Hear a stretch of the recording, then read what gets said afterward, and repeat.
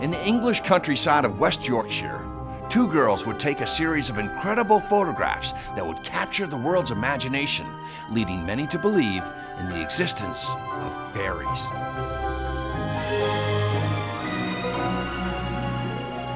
In the summer of 1917, 9-year-old Frances Griffiths, along with her mother, arrived from South Africa to stay with Uncle Arthur, their Aunt Polly, and her cousin, 16-year-old Elsie Wright, at a village known as Cottingley.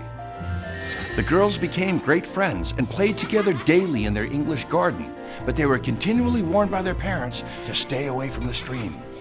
One day in July, Frances fell in the brook, but as she was being scolded for not listening to her aunt, she proclaimed, "I was playing with the fairies." Their mothers scoffed in disbelief until Elsie said that she had seen them too, and the girls set out to prove that fairies exist. Elsie asked her father if she could borrow his camera, and the following day the girls hurried down to the garden. Less than an hour later they returned, asking him to develop the plates and eager to see what they had captured. As he developed the negatives, he was surprised to see 4 strange shapes around Frances. At first he thought they were birds, and then asked, "What are these bits of paper in the photograph?" "They are fairies." Later that summer, Elsie asked if she could borrow her father's camera once again. A bit amused, he agreed. This time when her father developed the photograph, he was taken aback as the image depicted Elsie playing with a gnome-like fairy. Irritated, Arthur questioned the girls on the matter, but they insisted they had done nothing to deceive him and that the photos were real. As punishment for what he perceived to be a childish prank, he forbade them from using his camera. But the parents were baffled by their claims. Elsie and Frances had always been honest and trustworthy, not prone to lying. The parents scoured the area near the stream, trying to find any incriminating evidence of a possible hoax. Yet they couldn't find anything. No scissors, no clippings, and no evidence of trickery. Summer passed and the incident was nearly forgotten, until over a year later when Elsie's mother Polly attended a spiritualist meeting. The speaker's talk revolved around fairy life, and after the lecture, Polly brought up her daughter's experience to the group. The photographs made their way into the hands of Edward Gardner, a prominent advocate of the supernatural. Gardner took a special interest in the story and quickly sent the images to photographic expert Harold Snelling, who proclaimed the photographs to be authentic. The mysterious images soon came to the attention of Sir Arthur Conan Doyle, author of the Sherlock Holmes mysteries. Upon examining the figures, Sir Arthur was convinced that supernatural fairies existed. And in August of 1920, at Doyle's urging, Gardner traveled to Cottingley to meet with Elsie and her family. He interviewed them extensively and decided that the only way to determine the truth would be if they could produce additional photographs. They even invited Frances back to Cottingley for 2 weeks. Gardner provided the girls with special cameras and secretly marked plates so he could detect tampering. They waited patiently for the girls to produce more startling images.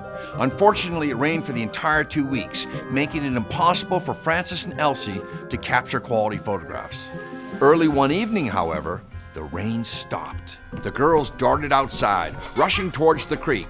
Arthur and his wife sat anxiously. Soon, the girls pranced back into the cottage, pronouncing gleefully that they had captured 3 more photographs. The plates were immediately sent to Gardner to analyze, and he was astounded by what he saw. One image showed Frances glancing at a leaping fairy. Another had Elsie staring at a fairy that was offering her a flower. The final photograph depicted a group of fairies prancing in the grass. Upon hearing this news, Sir Arthur Conan Doyle was elated.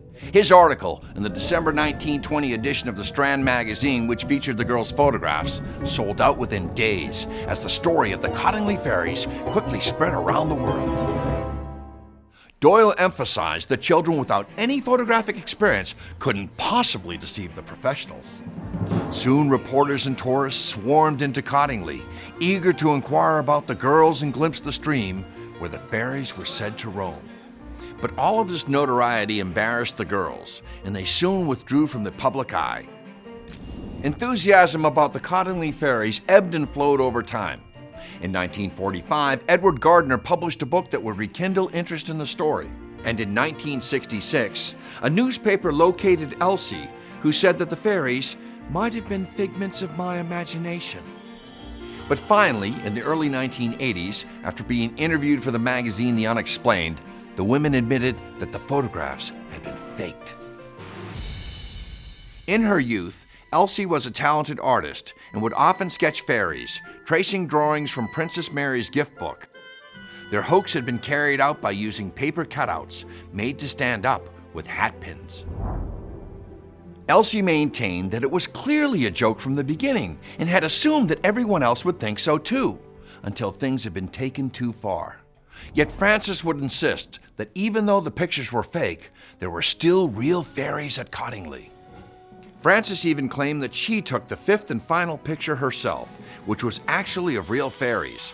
But Elsie said she remembered taking that picture, not Frances, and putting up the cutout fairies seen in the photograph. The two never agreed on the final truth before they passed away, taking the real tale of the Cottingley Fairies with them. But perhaps their greatest hoax was their confession, and they were telling the truth all along.